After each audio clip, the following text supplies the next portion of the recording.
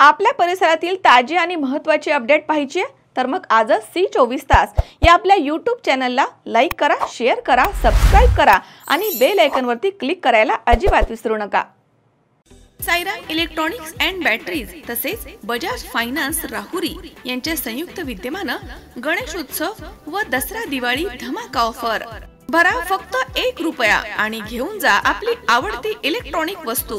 प्रत्येक खरेदीवर मिळवा हमखास गिफ्ट। पहिलं बक्षीस इलेक्ट्रिक बाईक, दुसरं बक्षीस 43 इंची LED टीव्ही, तिसरं बक्षीस फ्रीज, चौथं बक्षीस वॉशिंग मशीन, पाचवं बक्षीस आटा चक्की। साईराम इलेक्ट्रॉनिक्स अँड बॅटरीज, खरेदी विक्री संघ, व्यापारी संकुल, Nagar Manmad road, Rahuri. Sairam hospital test tube baby centre. मी डॉक्टर स्वप्नील माने, स्त्रीरोग, वंध्यत्व व दुर्बीणद्वारे शस्त्रक्रिया तज्ञ। आमच्याकडे दुर्बीणद्वारे शस्त्रक्रियेसाठी लागणारे सर्व अत्याधुनिक उपकरणं अवेलेबल आहेत। त्यामध्ये 3D 4D कॅमेरा, तसेच रुग्णांना 10 ते 20 ml रक्तस्राव होतो। पेशंटला खूप आरामदायी ऑपरेशन होतं। सूक्ष्म आजार बाहेर काढले जातात। 10 पटीने पेशंटच्या अवयवांचं निराकरण करता येतं आणि आजाराचं उच्चाटन केलं जातं। साईराम हॉस्पिटल लॅप्रोस्कोपिक सेंटर आणि test baby centre, court area, Bhagyashree हॉटेलच्या पाठीमागे, राहुरी।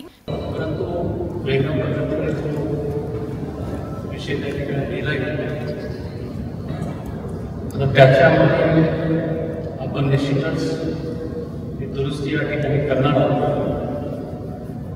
या एकाच जमिनीबद्दल विषय नाही आहे। डॉक्टर बाबासाहेब आंबेडकर शिक्षण संस्था असेल किंवा कारखाना असेल, या दोन्ही संस्थांच्या राहुरी तालुक्यामध्ये बऱ्याच ठिकाणी जमिनी आहेत आणि त्यांच्या 2 वर्षाच्या काळामध्ये 3 वर्षाच्या काळामध्ये थोडंसं आपलं दुर्लक्ष झाल्यामुळे बऱ्याच ठिकाणी अतिक्रमण त्या ठिकाणी झालेलं आहे। मी अप्पासाहेबांना त्या ठिकाणी शब्द देतो की आता सध्या आमच्याकडे फक्त एकच काम आहे, NCDCचं कमी व्याजदराचं कर्ज आपल्याला त्या ठिकाणी कशा प्रकारे मिळवता येईल, त्याला लागणारं जे काय कागदपत्र तयार करण्याचं काम आम्ही गेली 3 महिने करत आहोत। तर पुढच्या वर्षामध्ये काय आम्ही काय केलं ते येईलच, परंतु साधारण 15-20 दिवसामध्ये काम आमचं पूर्ण होईल आणि त्याच्यानंतर आपल्या तालुक्यातील ज्या काय जमिनी असतील, ज्या अतिक्रमित झाल्या असतील किंवा कोणी बळकावले असतील, त्या सोडवण्यासाठी आपण निश्चितच त्या ठिकाणी प्रयत्न करू आणि प्रोसिडिंगमध्ये पद्धतीने साहेबांनी बांधली होती तशी दुरुस्ती त्या ठिकाणी करता येईल। भारत पेरले सांगितले की आपण सर्व तिकडे एवढं नाही, प्रशासकाच्या 2 वर्षाच्या अगोदरचं 1 वर्ष होतं ते संचालक मंडळ त्यावेळेस सत्य होतं। त्यांनी ऑडिट रिपोर्ट तयार करायला पाहिजे होता, परंतु तो केला नाही। ज्यावेळेस आम्ही मुंबईला NCDCच्या कामासाठी अर्जीदान केलं,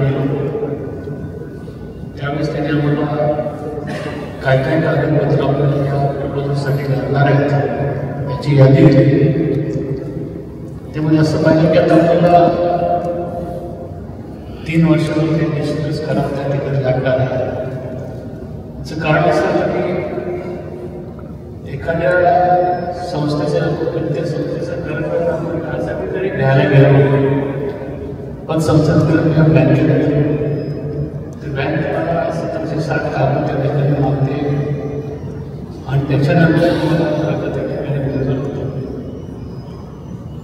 आपलं कर्ज 400 ते 450 कोटीचं कर्ज आपल्याला त्या ठिकाणी मिळावं अशी अपेक्षा त्या ठिकाणी आहे आणि त्याच्यासाठी मग बरीचशी कागदपत्र गोळा करणं, त्याच्यामध्ये ऑडिट रिपोर्ट फार महत्त्वाचा होता। मग अशी संजीवनी सांगितलं की ऑडिट खरं म्हणजे संजयनी किंवा त्याच्या सर्व सहकार्याने खूप चांगलं काम केलेलं आहे की हा त्या ठिकाणी घ्यायला लागलेलं आहे आणि त्यांचं खरोखर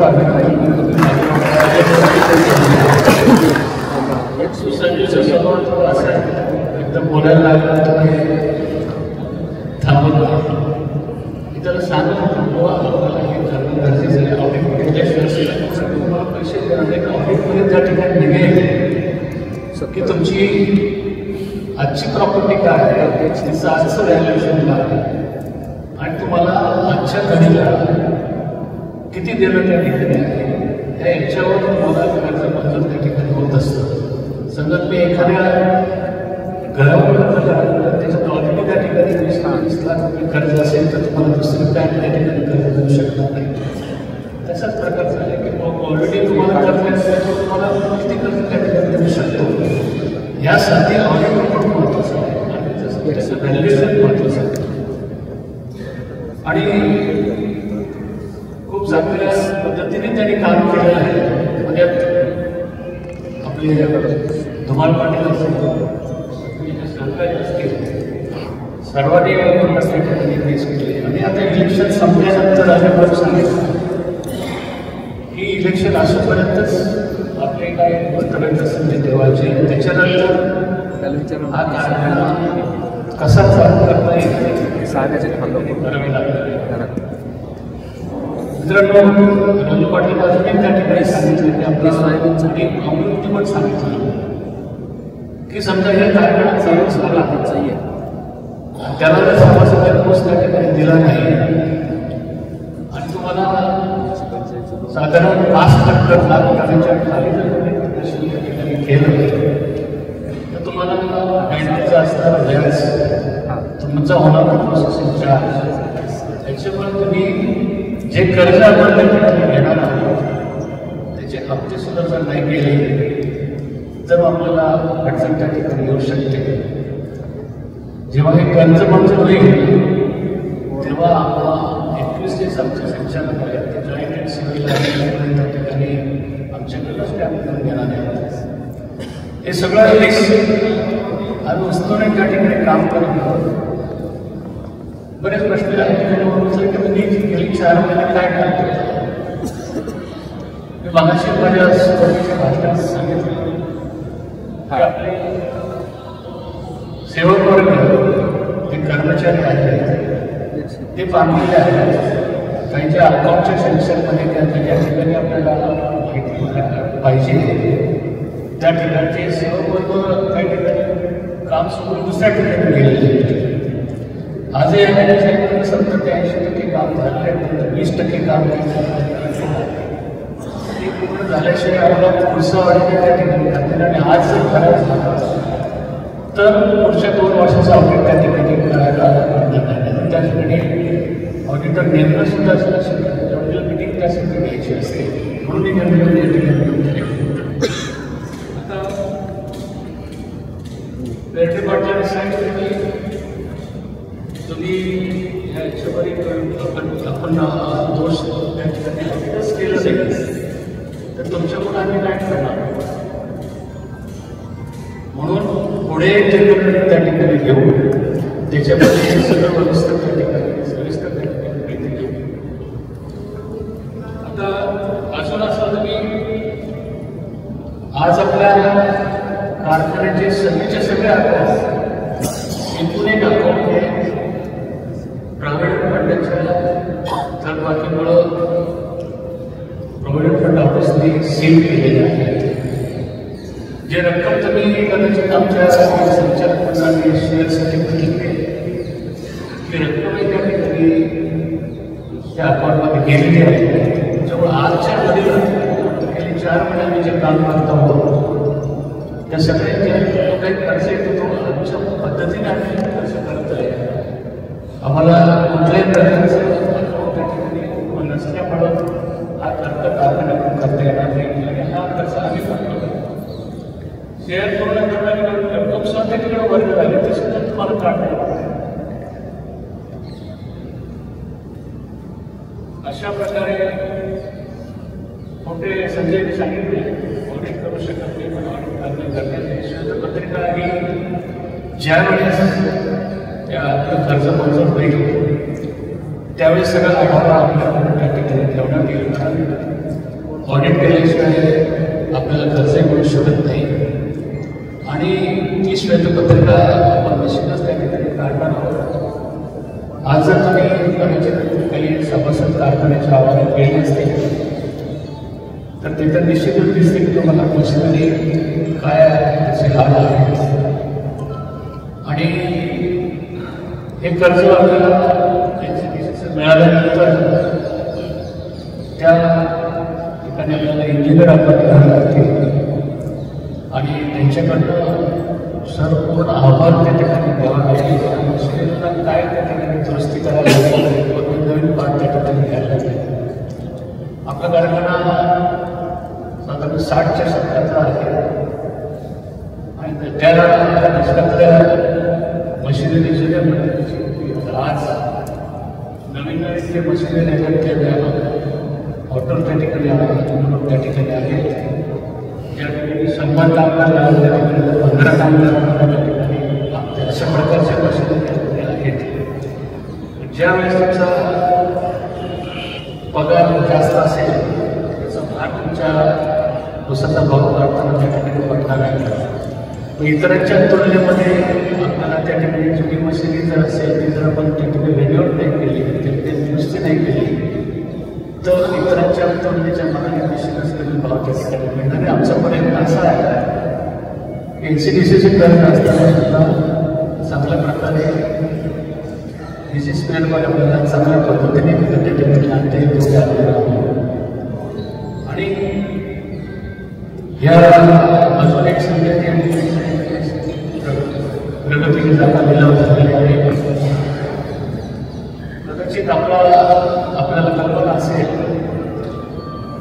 मुळात सहकारी संघटनेची जागा मी मार्केट कमिटीसाठी घेतली, ती लिलावामध्ये घेतली तर उद्देश असा होता की कैलासवासी दादा नसेल तर कोणी असेल ती जमीन त्या संस्थेसाठी घेतली, त्या संस्थेकडे नसली तरी सुद्धा दुसऱ्या एका संस्थेमध्ये असेल ज्यावर शेतकऱ्यांच्या मदतीने त्या ठिकाणी आहे. तोच उद्देश आता जे संयोजन कल्पना असेल ज्या दिवशी गेला त्यावेळेस आम्ही मार्केट ती जमीन मार्केट कमिटीला गेलं तर आम्ही सुद्धा भाग घेतला. आमच्याकडे जे काही पैसे होते त्याचं 8 कोटीपर्यंत आपण ठरवलं की 8 कोटीपर्यंत मार्केट कमिटीची घ्यायची. ते निदान नाही कारखान्याकडे नाही शिक्षण मंडळात तर ते शेतकऱ्यांच्या ताब्यात पाहिजे.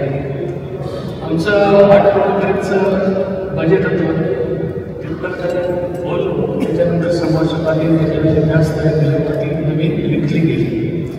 मग खरं म्हणजे म्हटलं की आपण त्या ठिकाणी कोणत्याही प्रयत्न थांबवण्यासाठी दुसरा कुठला पर्याय कारण सडनली लिलाव हायकोर्टाच्या आदेशानुसार त्या ठिकाणी झालेला आहे तर ते थांबू शकत नव्हते.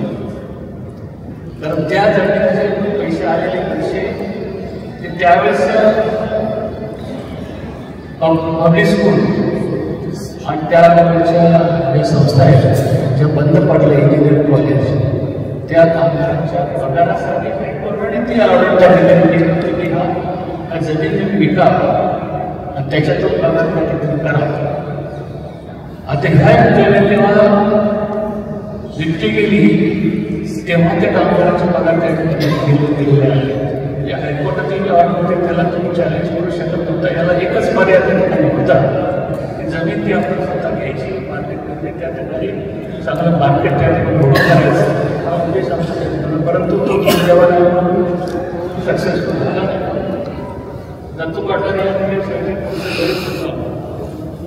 आता बऱ्याच शेतकऱ्यांना असं वाटतं की मार्केट कमिटीमध्ये एवढा पैसा आहे त्याचा गैरसमज त्या ठिकाणी नाही. तो तुम्ही कारखान्यात होऊ शकले नाही. मी बापूसाहेबच्या एवढं असताना तिथं दिले असते 10-15 झालं असतं.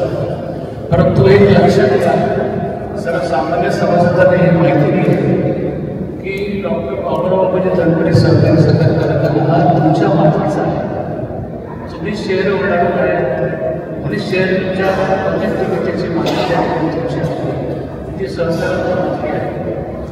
आणि मार्केट कमिटी ही काही सहकारी संस्था नाही आहे, ती गव्हर्नमेंटची आहे, तिची मालकी गव्हर्नमेंटला आहे. कारण जसं ग्रामपंचायत आहे, नगरपालिका आहे, पंचायत समिती आहे, झेडपी आहे, ह्या जशा संस्था सरकारच्या मालकीच्या आहेत, तशीच ही मार्केट कमिटी सरकारच्या मालकीची आहे. आम्ही संचालन जसं तुम्ही ग्रामपंचायत समितीत 5 वर्ष काम करून तसं आता त्या ठिकाणी काम म्हणजे हा फरक त्या ठिकाणी आहे. कुठेही पैसे जर द्यायचे ठरले तर बनवलेला त्या ठिकाणी मान्यता देत नाही. याचं उदाहरण सांगतो की आपल्याला कल्पना आहे की यावर्षी भरपूर पाऊस झाला, अति पाऊस झाला, मराठवाडा विदर्भ आणि अशा ठिकाणी पूर आले, कोल्हापूर साईडला पूर आला, कित्येक संस्था त्या ठिकाणी उद्ध्वस्त झाले. आपल्याकडे त्या ठिकाणी गेले, बऱ्याच ठिकाणी जमिनी वाहून गेल्या, घरं वाहून गेली, राहिलेले शेत. आणि असा मोठा दुष्काळ त्या भागामध्ये मला सांगायला मला आनंद वाटतो की आमच्या मागच्या मीटिंगमध्ये एक ठराव केलेला आहे की मार्केट कमिटीच्या वतीने 21 लाख रुपये असताना त्या ठिकाणी मुख्यमंत्री निवडून घेण्याचा मी प्रपोजल पुण्याला पाठवलेला आहे. मंजूर त्या ठिकाणी होणार आहे. सुदैवाने गेल्या वर्षी आपल्याला साधारण 5 कोटी वाढवा त्या ठिकाणी साधारण मार्केट कमिटीच्या ॲक्टनुसार साधारण त्या ठिकाणी 25 कोटी त्या ठिकाणी 25 लाख त्या ठिकाणी देण्याची त्या परवानगी आपल्याला त्या ठिकाणी मिळाली असते. पण 21 लाख रुपये त्या ठिकाणी परवानगी मिळणार आहे. अशा प्रकारे ज्या शेतकऱ्यांनी मार्केट कमिटीमध्ये कांदा आणला असेल, शेतमाल आणला असेल, त्याची विक्री त्या ठिकाणी केली, त्याच्यातल्या उत्पन्नावर आपण फुलना फुलांची पाकळी म्हणून काही पैसे आपण मुख्यमंत्र्यांनी दिलेले आहे. अशा प्रकारे त्याला परंपराची मान्यता घेतली. म्हणून अशा प्रकारे काम त्या ठिकाणी आपण करणार आहोत. थोडंसं परंतु खरं म्हणजे प्रोसेस आपण समजून घेतली पाहिजे. ते नुसतं ऑडिट केलं, नंतर आपल्या प्रॉपर्टीचं व्हॅल्युएशन केलं आणि तुम्ही त्या ठिकाणी प्रपोजल असं नाही आहे. हे NCPCची जी कमिटी आहे त्याच्यापुढे आपल्याला एक प्रोजेक्ट रिपोर्ट त्या ठिकाणी एकदम द्यायला लागेल की तुमच्या प्रॉपर्टी किती आहे हे सगळं कागद त्या ठिकाणी कळतं. ती कमिटी पुढे गेल्यानंतर कमिटी शिफारस करते कॅबिनेट, मंत्र्याच्या कॅबिनेटला, महाराष्ट्र सरकारच्या कॅबिनेटकडे त्या ठिकाणी जाते आणि नंतर तो आपल्याला पैसे त्या ठिकाणी मिळतात. मग त्याला साधारण आपल्याला 1 ते 2 महिने लागणार आहे. 1 महिना जरी झाला कमीत कमी तर ते पैसे तुम्हाला मिळायला 1 ते 2 महिने लागतील. कदाचित आमची घाई असेल की हे लवकरात लवकर त्या ठिकाणी करायचं, परंतु कारखान्याचं दप्तर आपल्या ताब्यात मिळाल्यापासून झाला, त्याच्यात त्यांनी काम करायला त्यांना रात्रदिवस त्या ठिकाणी काम कर्मचारी आणि 22,000 सभासदांचं सगळं त्या ठिकाणी प्रत्येक गोष्ट त्या ठिकाणी त्या ऑडिटमध्ये घ्यायला लागते. अशा प्रकारे काम उशीर नाही. अजून जर उशीर झाला असं समजा, काही कारणाने उशीर झाला तर आता पुन्हा निवडणुका आल्यानंतर त्याची आचारसंहिता झाली तर त्या कॅबिनेटच्या मिनिस्ट्रीमध्ये आपल्याला ती मंजुरी मिळू शकणार नाही. म्हणून आमची घाई आहे की लवकरात लवकर हा प्रोजेक्ट त्या रिपोर्ट त्या ठिकाणी गेला, कॅबिनेटमध्ये गेला तर आपल्याला कर्ज त्या ठिकाणी मिळू शकेल. अर्थात बऱ्याच लोकांना असं वाटतं की ते अनुदान आहे, ते अनुदान नाही, कर्ज आहे. माझ्या त्या बाबतीने सांगितलं की जरी आपण कारखाना चालू केला आणि आपण चालू केला आता थोडीशी वाईट सोय आपला ऊस बाहेरच्या कारखान्यामध्ये द्यायचा, कृषी जर कमी झालं तर NCPCच्या कर्जाचा हप्ता तुम्ही त्या ठिकाणी वेळेवर पोहोचता केला नाही तर दंडात्मक त्या ठिकाणी लागणार आहे. त्याचा उपयोग त्या ठिकाणी होणार नाही. आणि हे आता फक्त पैसे येणार त्याच्यानंतर तुम्हाला सांगितलं गव्हर्नमेंट आपल्याला सर्वे मशिनरीचं करायला लागते आणि तो केल्यानंतर किती खर्च त्या ठिकाणी येतो हे आणि ते सगळं कोटेशन वगैरे बघून सगळे नमस्कार करायला 3 ते 4 मिनिटं त्या ठिकाणी वेळ लागला नाही. म्हणजे हा सीझन आपल्याला दुर्दैवाने घेते. जितका उशीर आपल्याला होईल तितका पुढे प्रॉब्लेम त्या ठिकाणी निर्माण होईल.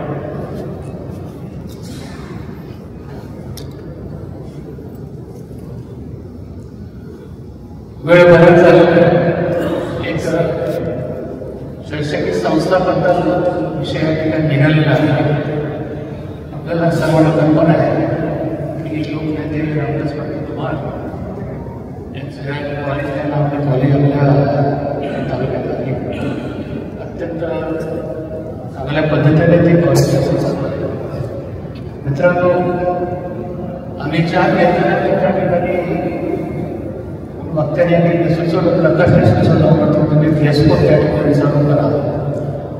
आम्ही कॉलेज सुरू होण्यापूर्वीच त्या सर्व शाखा असतील, आर्ट्स असेल, कॉमर्स असेल, सायन्स असेल, IT चं शिक्षण असेल, त्या प्रत्येकाला प्रत्येक विद्यार्थ्याला फेसबुक कंपल्सरी केलेलं आहे. आणि जवळजवळ फेसबुक तो तयार केलेला आहे. त्याच्या पद्धतीने विद्यार्थ्यांनी तो ड्रेस घालून त्या ठिकाणी येतात. त्याबरोबरच त्याला आय कार्ड जे आपण दिलेलं आहे ते जे कॉलेजमध्ये असताना मित्रांनो, आपण जर त्या ठिकाणी गेला असाल तर त्या कॉलेजला फक्त पुढच्या वर्षीच कंपाऊंड त्या ठिकाणी आहे. आम्ही संचालक मंडळानं गेल्या पद्धतीचा एक ठराव केला की आपला जो कंपाऊंड बांधून सगळ्या बाजूंनी ते कॉलेज बंदिस्त त्या ठिकाणी करायचं. म्हणजे इतर कोणी जे काही सोशल एलिमेंट असतात ते हात त्या ठिकाणी घेऊ नये. आपल्या मुलींचं संरक्षण त्या ठिकाणी व्हावं म्हणून लवकरच आपण कंपाऊंडचं काम त्या ठिकाणी सुरू करणार आहोत. त्याचबरोबर आपल्या कॉलेजमध्ये DCSचा कोर्स आहे, DCAचा कोर्स आहे. आता सध्या कॉम्प्युटरचा जमाना आहे. आपल्या 40 त्या ठिकाणी DCSच्या आहेत आणि 80 विद्यार्थी त्या ठिकाणी काम करत आहेत, म्हणजे शिक्षण घेते. 40 ते 80 सीट आहेत. भविष्यामध्ये जर त्या ठिकाणी 40 सीट्स वाढल्या तर आपल्या तालुक्यातील आपले मतदारसंघातील तरुण मुलांना त्या ठिकाणी IT चं शिक्षण त्या ठिकाणी मिळायचं. त्याचबरोबर काही दिवस एक महिन्याभरात MCSच्या पुढची डिग्री BCSच्या पुढची डिग्री MCS त्या ठिकाणी चालू करण्याचा प्रयत्न आहे. आज जर तुम्ही त्या ठिकाणी गेलं तर 40-30 वर्ष 35 वर्षापूर्वीची बिल्डिंग आहे, त्याचं स्लॅब त्या ठिकाणी घालतोय. त्याच्यामुळे आजही आम्ही धोका नको म्हणून 5 लोक त्या ठिकाणी बंद करून ठेवलेले आहेत. त्यामुळे आजही आम्हाला त्या कॉलेजची जागा कमी पडते. म्हणून आम्ही लवकरच BCS आणि टेक्निकल या IT शिक्षणाच्या संदर्भात युनिट त्या ठिकाणी बिल्डिंगमध्ये बांधण्याचा प्रपोजल आमचं त्या ठिकाणी आहे. ज्यावेळी ह्या आर्ट, सायन्स, कॉमर्स या ठिकाणच्या विद्यार्थ्यांना ही जागा उपलब्ध पडेल.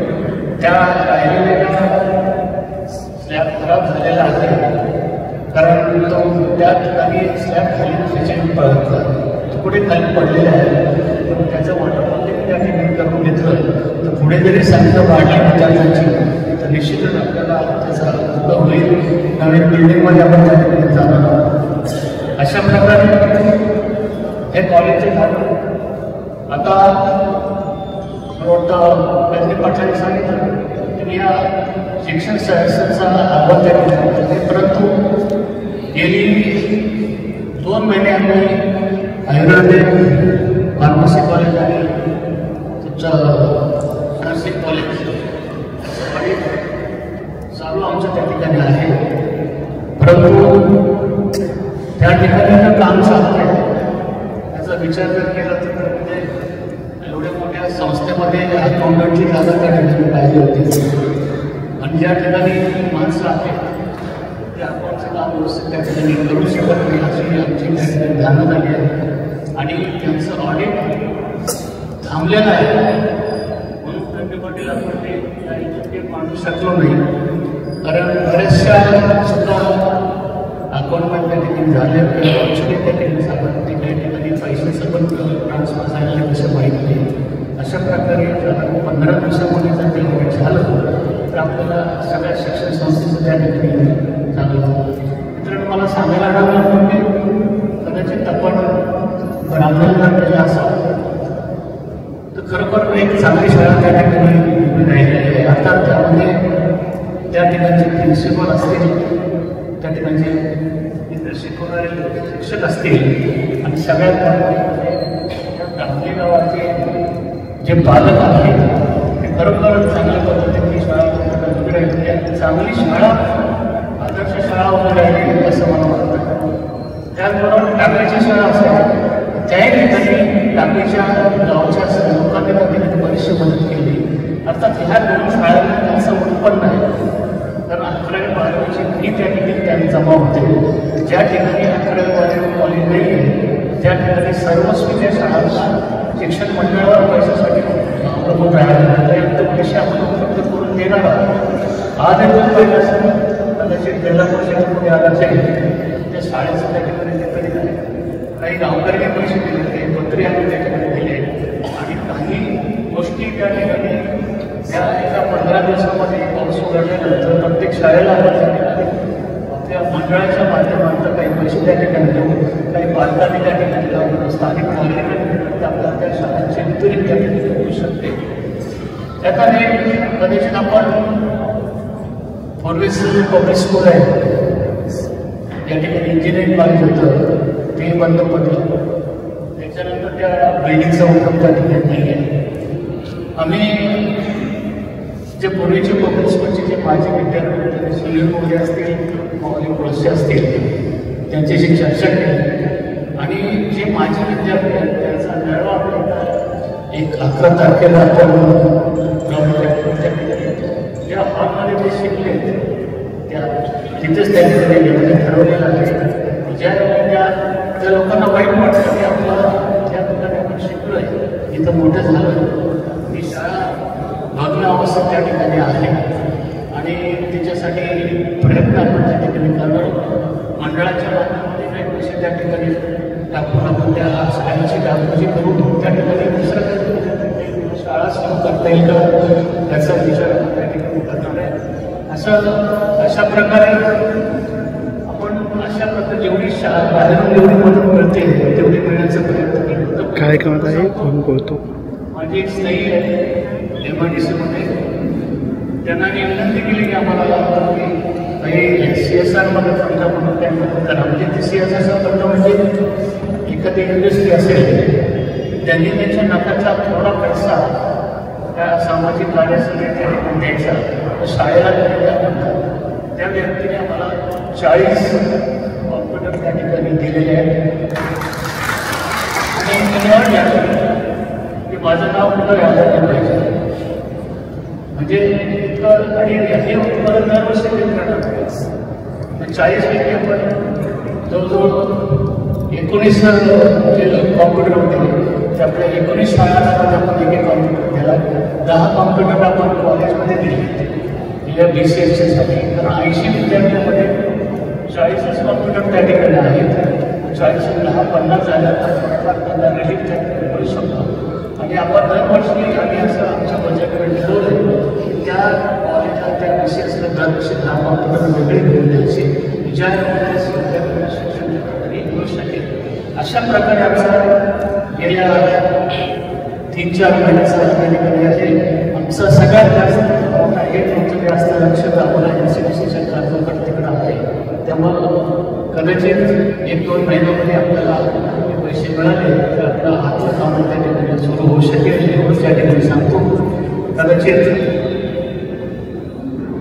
थोडा लवकरही होऊ शकतं, परंतु शेवटी आपल्या हातात फक्त त्या ठिकाणी प्रपोजल देणं एवढंच त्या ठिकाणी आहे. आणि बऱ्याचशा शाळांमध्ये कॉलेजमध्ये काय सुधारणा करायची असेल त्या करणार आहोत. ज्याबरोबर कॉलेजमध्ये अजूनही सांगतो की त्या ठिकाणी चांगले जवळजवळ 2000 विद्यार्थी त्या ठिकाणी विद्यार्थ्यांनी आहेत, परंतु टॉयलेटची सर्व त्या ठिकाणी व्यवस्था आहे. तर आपण त्या ठिकाणी चांगल्या प्रकारे त्या ठिकाणी येऊ शकतो. त्यामुळे आणि लक्ष्मीनारायण ट्रस्ट, मित्रांनो, लक्ष्मीनारायण ट्रस्टचे काही आपले 5-6 शाळा त्या ठिकाणी आहेत. अत्यंत चांगल्या प्रकारे लक्ष्मीनारायण ट्रस्टचं काम चालू आहे. तर आम्ही ज्या दिवशी लक्ष्मीनारायण ट्रस्टमध्ये गेलो ट्रस्टी म्हणून आम्ही विचारलं तुमची काय परिस्थिती त्या ठिकाणी आहे. मग आम्हाला सुद्धा धक्का बसला. त्या ठिकाणी या छोट्या लक्ष्मी ट्रस्टमध्ये 60 लाख रुपये एफडी करून ठेवलेली होती.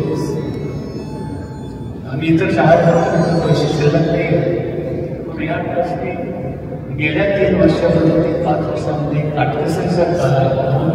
60 लाख रुपये आता आपण काय म्हणते त्या जवळ 30 ते 40 वर्ष 30 ते 35 वर्ष या ट्रस्टला त्या ठिकाणी ITI सुरू झालेला आहे. त्या ठिकाणी समजा मोटर मेकॅनिकचा कोर्स असेल तर त्या ठिकाणी इंजिनिअरिंग थोडीसं 12 ते ट्रेनिंग होतं ते इंजिनिअरिंगच्या परीक्षेसाठी आहे. मग आता आपण त्याला ठरवलं की आपण त्या ठिकाणी काही खर्च करतो. त्या मुलांना आमच्या गाड्या सगळ्या इलेक्ट्रॉनिक त्या ठिकाणी आहे. त्या मोटरसायकल आमच्या राज्यासाठी इंजिन त्या ठिकाणी अभ्यास करायचा. आता आपण त्या ठिकाणी खर्च करतो. 9 रात्री 9 दिवस उपवासासाठी सर्वोत्तम निवड कॅमल सुपरफाईन साबुदाणा 1 किलो आणि अर्धा किलोच्या पॅकमध्ये उपलब्ध. कॉंग्रॅच्युलेशन्स वहिनी, बाळ झाल्याबद्दल. पण मी ऐकलंय डिलिव्हरी फार क्रिटिकल होती. आता ठीक आहे ना सगळं? अगं होता थोडा प्रॉब्लेम, पण स्त्रियांच्या आरोग्याची संपूर्ण काळजी घेणारं मातृसेवा होतं ना साथीला. सगळं सुरळीत झालं. किशोर वयापासून ते रजोनिवृत्तीपर्यंत स्त्रीच्या आरोग्याची संपूर्ण काळजी घेणारं अहमदनगरमधील पहिलं स्त्री रुग्णालय Matruseva women's hospital obstetric ICU. किशोरवयीन आणि विवाहपूर्व समुपदेशन, गरोदर माता तपासणी आणि प्रसूती, पहिल्या सिझेरियन नंतर नॉर्मल डिलिव्हरीची सोय. मातृसेवा विमेन्स हॉस्पिटल, सक्कर चौक, नवीन टिळक रोड, अहमदनगर. फोन 9850 20 0017.